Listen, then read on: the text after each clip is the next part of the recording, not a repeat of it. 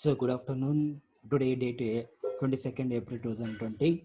The subject building materials, construction and planning, and the topic bricks in the unit 1 building materials and construction planning. So this is the topic we are going to be revising today. And what are the contents today we are going to be discussing is that, so what are the uses of the bricks, and what are the components that manufacturing of the bricks, what are the characteristics of the bricks, and what are the different classifications of the bricks. And last one is the what are the tests that we are going to be conducted to know that the quality control of the bricks, what are the different tests conducted for the bricks. So this is the content we are going to be covering today. The first is the introduction of the bricks. So what is the brick, and what are the uses of the bricks coming under the introduction part. So bricks is the one of the building construction material that we are going to be using for various civil engineering constructions. Either it is going to be a either it is going to be a brick masonry, or it is going to be called as a wall, or it is going to be flooring, or it is going to be a compound wall.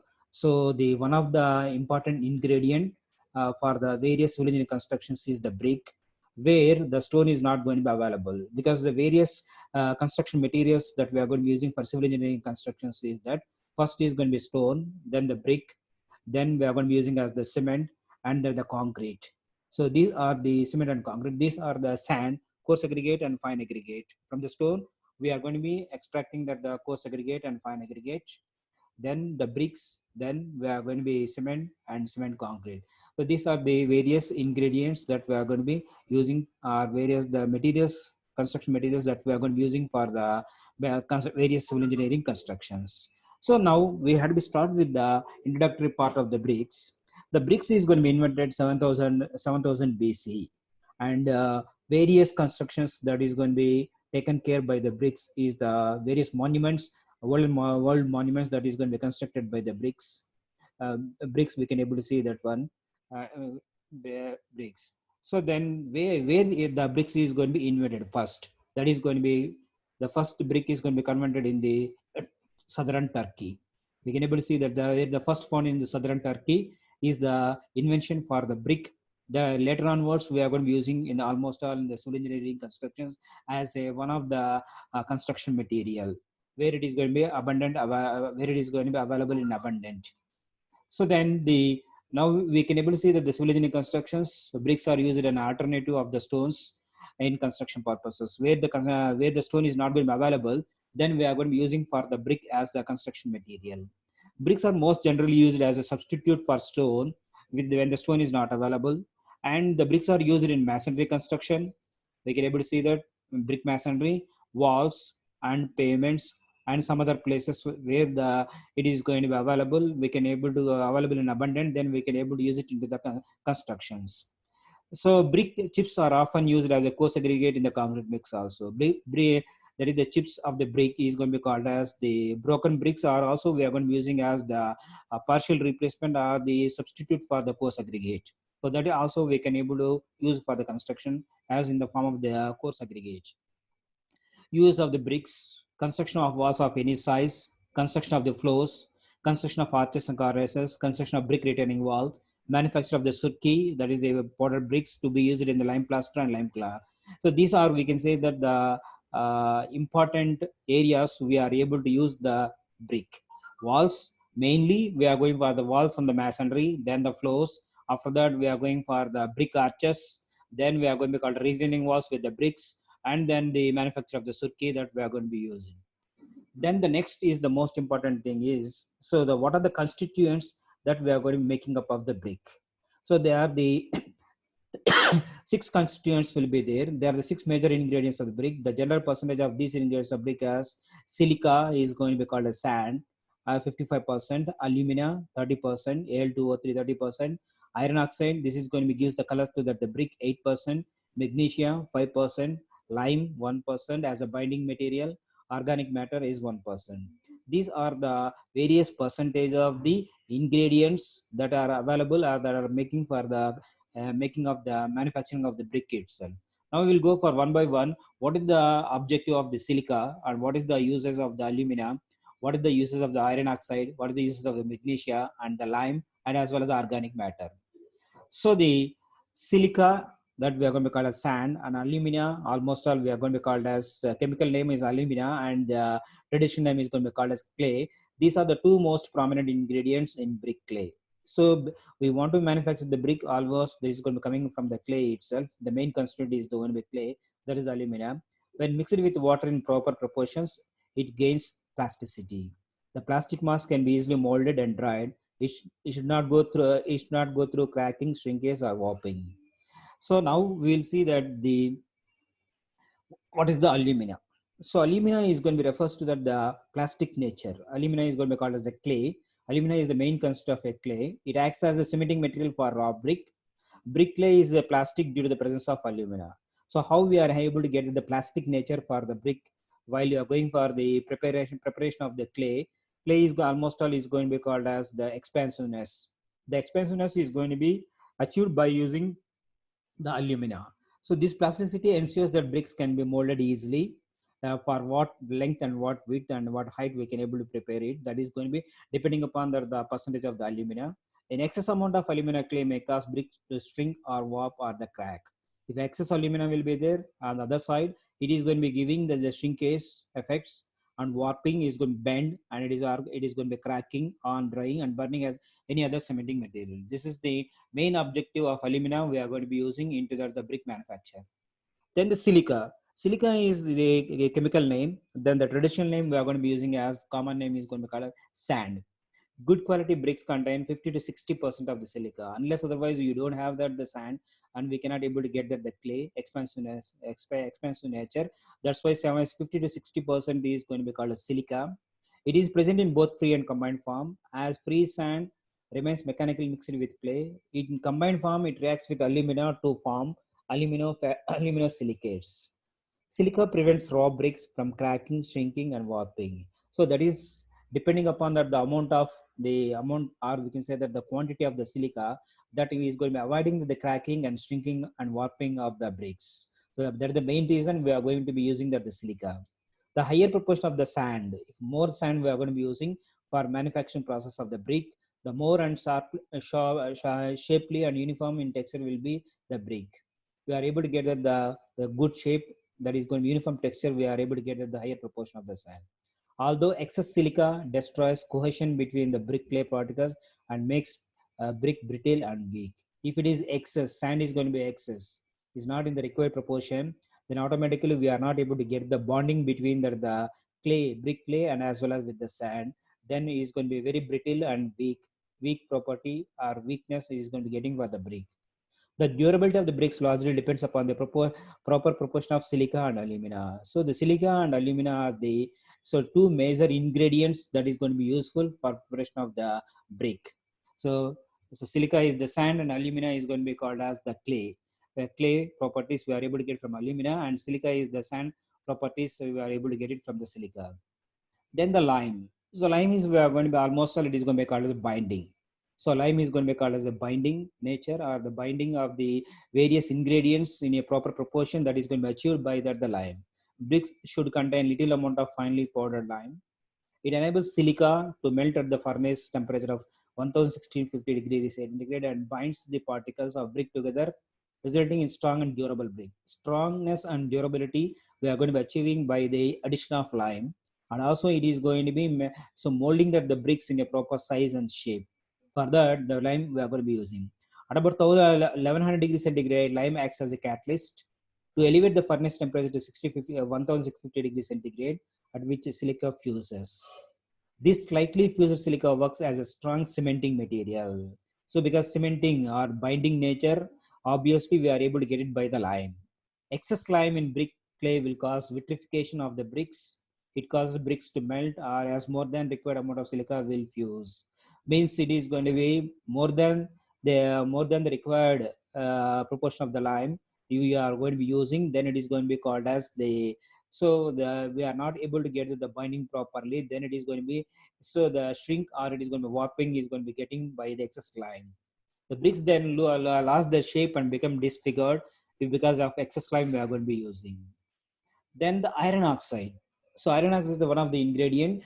So that is going to be giving a red color, or it imparts red color to the bricks upon burning. Brick contains small quantity of iron oxide. Iron oxide acts as a flux like lime, thus helps silica to fuse at low temperature, and it imparts the red color to bricks upon burning. So the iron oxide, the objective of the iron oxide is it is going to be getting the red color to the burnt bricks. Iron also increases the durability and impermeability of the bricks. Last ingredient is going to be called as magnesia. A small proportion of magnesium decreases shrinkage and gives a yellow tint to the bricks. An excess amount of it causes bricks to decay. Decaying of the bricks, if we are going to be using an excess amount of magnesium, or otherwise it is going to be called as it is decreases the shrinkage properties, shrinkageness of the brick by using the magnesium in appropriate proportions. So this is about the various ingredients are there in the brick manufacturing process. That is, we are going to be called as silica, alumina, lime, iron oxide, and magnesia.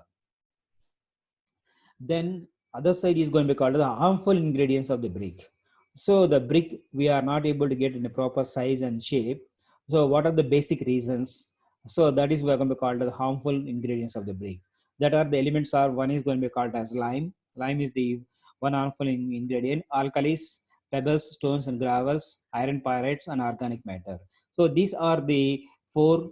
So the we are able to avoid as far as possible to get the good quality of the brick. Lime. Already we discussed about the lime is going to be called as cementing, a cementing material, or we are going to be called as binding the ingredients. The further purpose we are going to be using the lime. Excess lime melts the bricks and disfigures it. The shape we are not going to be achieving.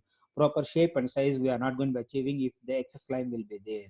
When these bricks are coming into contact with water, quicklime flakes and expands and causes disintegration of the bricks. So disintegration means we are not able to get the proper size and shape. So that the expansion of the brick we are going to be getting if the excess lime we are going to be using. Then the alkalis. So what is the objective of the alkalis? If we excess in the harmfulness is going to be getting from sodium and potassium. Salts of sodium and potassium will cause that the brick we are unable to get the brick in a proper size and shape. So alkalis absorb moisture from the atmosphere and cause dampness and efflorescence in the bricks. Efflorescence means white patches is going to be developed onto the surface of the brick. That is because of the sodium and potassium salts. It is exposed to that one. That's the alkalis. Yeah, also is going to be the harmful ingredient for the brick. We are not able to get the proper size and shape. Then the pebbles, stones, and gravels. These are we are going to call as foreign matter. There, the presence of does not allow through mixing of earth, thus the bricks produced are weaker. Because the pebbles, stones, and gravels, we are not going to be separated from the sand or the clay. Obviously, this is not going to be giving you the proper mixture or the proper matrix. We are not able to get it by the earth. So that's why we had to avoid. If it is there, then automatically it is going to be the brick is going to be weaker. Such bricks cannot be broken at the desired section and they break very irregularly. Then the iron pyrites. So the discoloring of the bricks in the form of the black slag. So that is iron pyrites cause the crystallization and disintegration of the bricks while burning. What is the harmfulness we are able to get the brick is that the discoloring, the color we are not going to be getting. So instead of red, other colors we are able to get it. So then from that we can able to find out that we are going to identify that it is going to be having that the iron pyrites, iron compounds. Then it is going to be called as the form of black slag. Then the organic matter. Organic matter in bricks makes bricks porous, resulting in low density and weaker bricks. Organic matter or the organic impurities they present in the earth that will be caused that the weaker bricks. And also it is going to be permeable, not the impermeable one. There is a permeable bricks. It is going to be absorbing more water if organic ingredients are the present in the mix. Then, after understanding that we are having that what are the composition of the brick earth and what are the harmful ingredients in the brick earth, then we are going for the what are the different types of the bricks. How we can say that the classification of the bricks. How you classify the bricks? What are the various classifications are there? Now we are going to be using day-to-day use it into the construction. One is depending upon that the quality, the classifications will be there. Building process, manufacturing method, raw material, using location, weather resisting capability, purpose of using, shape, and region. First one is going to be called as the quality. In quality, so the classification of the bricks and quality is the first class bricks. Quality is going to be the more emphasized over here, quality control. So the first class bricks, then the second class bricks, and third class bricks is going to be coming under the quality. The bricks are going to be classified. First class bricks, when we say that the first class bricks, the size is going to be standard size. 19 by 9 by 9 centimeters is the standard size of the bricks. The color of the bricks is uniform yellow, or the red is the color.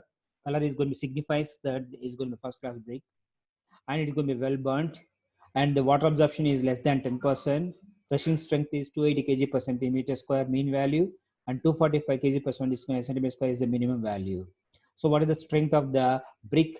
Based on that one, we can say that it is going to be first class brick. One is based on the color, based on the size and shape, and it doesn't have efflorescence.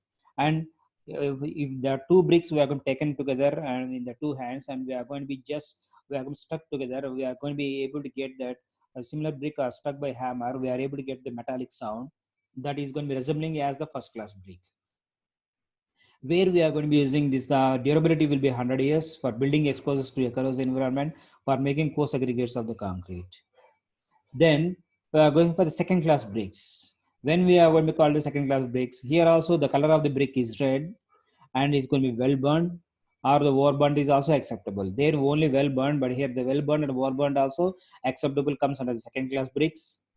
It is a regular shape. Efflorescence is not appreciable. Efflorescence is not there. It's not going to be accepted. And what is the absorption is 10%. Is more than 10%, but less than 15%. 10 to 15%. In previous class, first class bricks, your water absorption is less than 10%. Then only we can say that you are going to classify that it's going to be first class brick.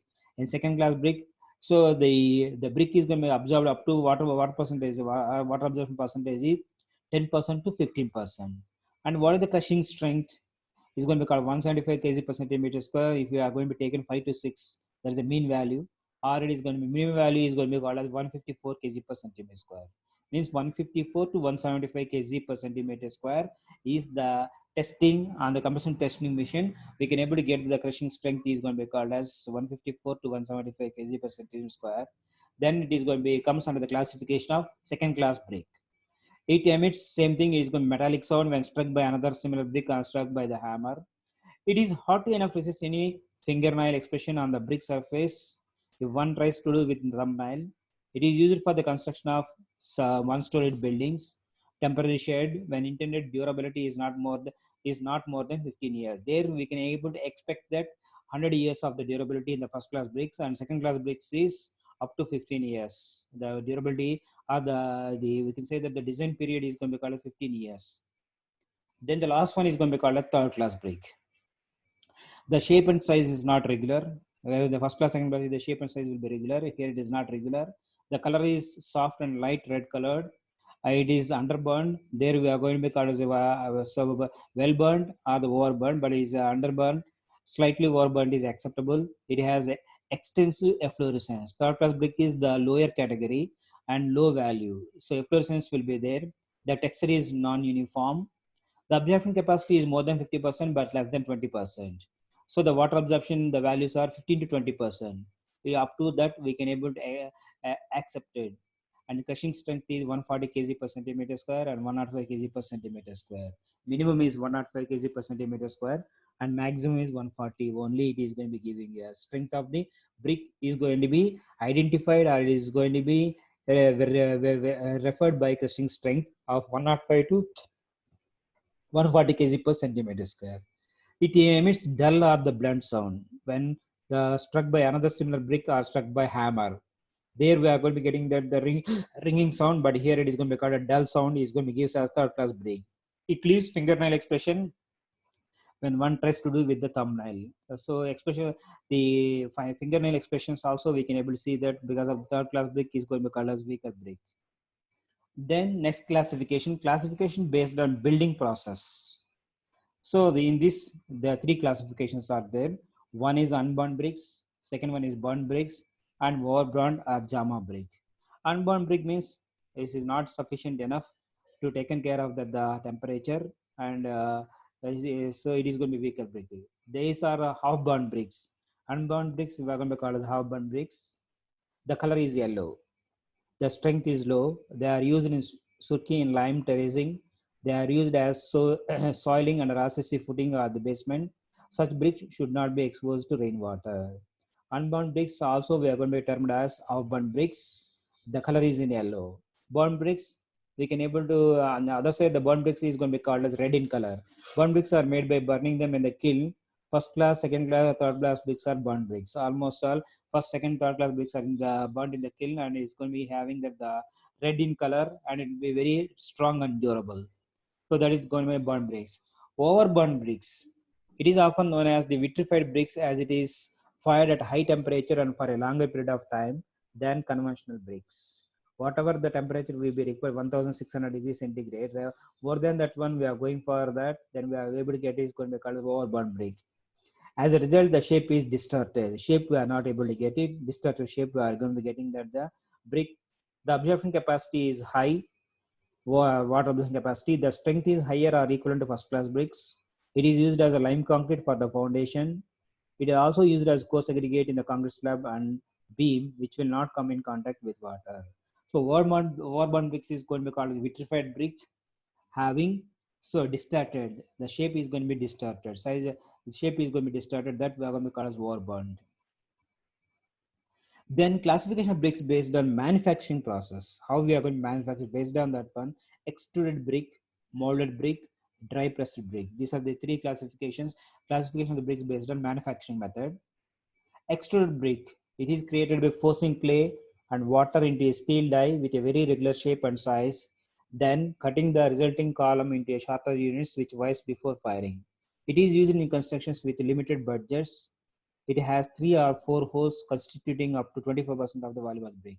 Extruded, we are going to be using that in the shape and size, and then we are going to be, so the from the outside we are going to be putting into the clay and we are going to made into the size. And the molded brick.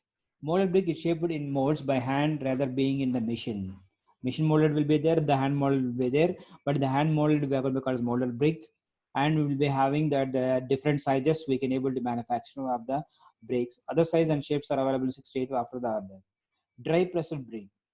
It is the traditional types of the bricks which are made by compressing clay into molds. It has deep frog in one bedding surface and shallow frog in another one. Because we are going to press the clay into the mold and we are going to be making the brick, then it is going to be called as the cracks or the impressions that is going to be taken care of. That one is going to be called as frag. That is another deep pressure brick. Classification of bricks based on raw materials. What are the materials that we are going to base based on the raw materials is burnt clay brick, fly ash, concrete, sand lime brick, and fire brick. Here, each and every brick classified, you can able to see that the clay or the fly ash or the concrete or the sand and lime or the fire brick is the raw materials that we are going to be using. And based on that one, we are going to classify the bricks. What are the burnt clay bricks? It is obtained by pressing the clay in molds and fried and dried in kilns. It is the mostly used bricks. It requires plastering when used in construction works. That is burnt clay brick. And fly ash. So fly ash we are going to be using this is going to be called as thermal power plants, where the thermal power plants we are able to get the waste material, or the end product is going to be fly ash. That fly ash we are going to be use it instead in the clay, and we are going to manufacture the brick is going to be called fly ash clay brick. It is manufactured when fly ash and clay are molded in 1000 degrees Celsius, 1000 degrees centigrade. It contains high volume of calcium oxide CaO in fly ash. That is why usually described as self-cementing. It is usually expands when coming into contact with moisture. It is less porous than clay bricks. It proved a smooth surface. It doesn't need plastering. In fly ash clay brick, so after few months of the period, it is going to be getting that the strongness, strong and durable. In the initial period, it doesn't have any strength, but the so the later period of the time, we are able to get the strength and durability by using the fly ash. That is the peculiar advantage by using the fly ash brick. Concrete brick, it is made of the concrete, that is the cement, sand, and so there is a fine aggregate, coarse aggregate, and water making up of the bricks. Instead of we are going for the earth or the clay, expensive clay, we are going to be using the mixture of cement, coarse aggregate, fine aggregate, and water or the matrix. So that we are going to call as concrete bricks. Nowadays, almost all, if you want to go for the heavy constructions, then we are going to be using that the cement concrete bricks. It is made of the concrete. It is the least used bricks. It has low compression strength and is flow quality. These bricks are above and below the dam-proof post. These bricks can be used for facades, fences, and internal brickworks because of their sound reduction and heat resistance qualities. Sand lime brick. Sand, fly ash, and lime are mixed and molded under pressure. Is going to be called as sand lime brick. This is going to be somewhat cheaper one. During wet mixing, a chemical reaction takes place to bond the mixtures. Lime is going to be binding. Sand and fly ash we are going to be using for this sand lime brick. Then they are placed in the molds. The color is grayish as it offers something of an aesthetic view. It offers a smoother finish and uniform appearance than the clay bricks. As a result, it also doesn't require plastering. Plastering will be not required for the sand lime brick. It is used as a load bearing members as it is immensely strong. This is the olden days we are going to be using as sand lime brick. This is the load bearing members. So almost all the walls is going to become under the load bearing walls we are going to be using. Then the fire brick. That is the refractory bricks we are going to call the fire brick. So it is manufactured from a specially designed earth.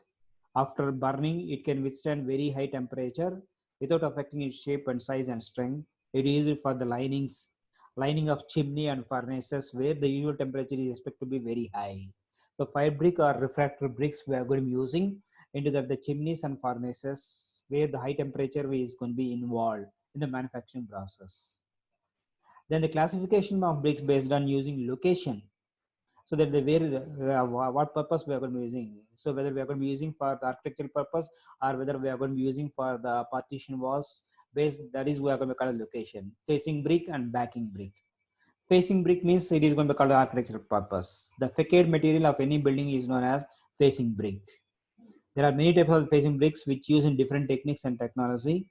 Facing brick should be a weather resistance as they are most generally used on the exterior wall of the building. Exterior, or we are going to call it elevations, we are going to be using is the facing brick. Similarly, on the contrary, other side is going to be called backing brick. These types of brick don't have any special features. They are just behind the facing bricks to provide support. This is the masonry. Brick masonry or the partition walls we are going to use is going to be called as backing brick. Then the classification bricks based on weather resisting capability. So because the atmospheric agencies, the building is going to be exposed to atmospheric agencies. So one should understand that what is the weather resisting capability. That is severe weather grade or moderate weather grade or no weather grade. Depending upon that atmospheric conditions, we are going to be using the brick is going to be called as severe, moderate and no weather grade. What is the severe weather grade? These types of bricks are used in the countries which are covered in snow areas most of the time of the year. These bricks are resistant to any kind of freeze and thaw actions. The special type of the brick that we are going to use for severe weather grade, that is going to be called snow falling will be very high throughout the year. Moderate is going to be called tropical countries, are used in tropical countries. They can withstand high temperature, any high temperature. That is India. For the India is going to be best suitable is going to be called as moderate weather grade. No weather grade. These bricks do not have any weather resisting capabilities and used on the inside walls. So because there is no weather resisting property of the bricks are there, that comes under this classification is no weather grade. Then the classification of bricks on their using, where we are going to be using is common bricks, engineering bricks. These bricks are the most common bricks used. They don't have any special features or the requirements. They have low resistance and low quality and low compressive strength. All that's why we are going to call as common bricks. They are usually used on the interior of the walls. Engineering bricks.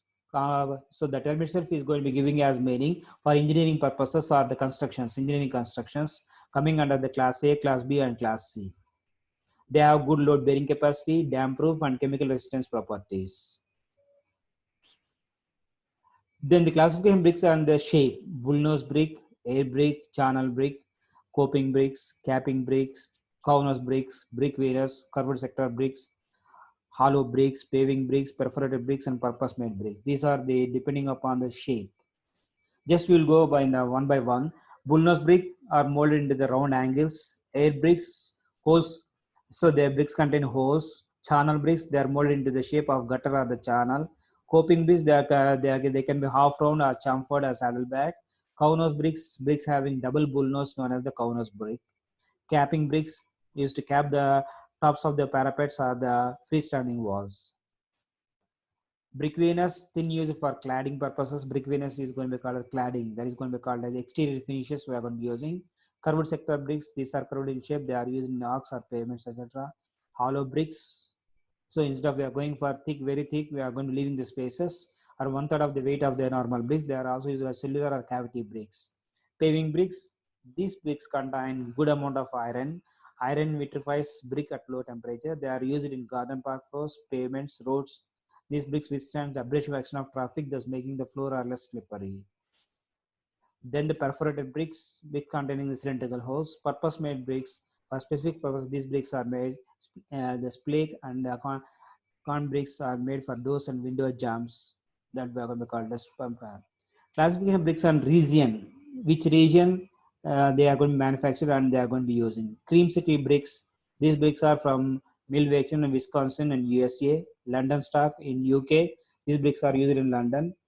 Dutch. These are from the Netherlands. Nanak Sahib bricks. These are from India. Roman. These are used in Roman constructions. Staffordshire blue brick. These are from the England. Then how we are going to be preparing that the bricks, that is the preparation of the brick earth, molding of the bricks, drying of the bricks, burning of the bricks. What are the different stages will be there to get that you are going to be getting that the standard size of the brick? First you have to be get the earth, prepare the earth, then the molding is going to be taking for the appropriate size and shape. Then we have to go for drying, sufficient days we have to leave that for drying. Then we have to go for the burning with a kiln in a sufficient temperature. Then we can able to get the well burned bricks. So the preparation of the brick earth, removal of the loose soil, digging, spreading and cleaning, weathering. So these are the diagrams is going to be showing that how we are going for the material preparation. Gathering raw materials, storage of raw materials, crushing, then then we are going for grinding, then we are going to screening, and then the pug mill.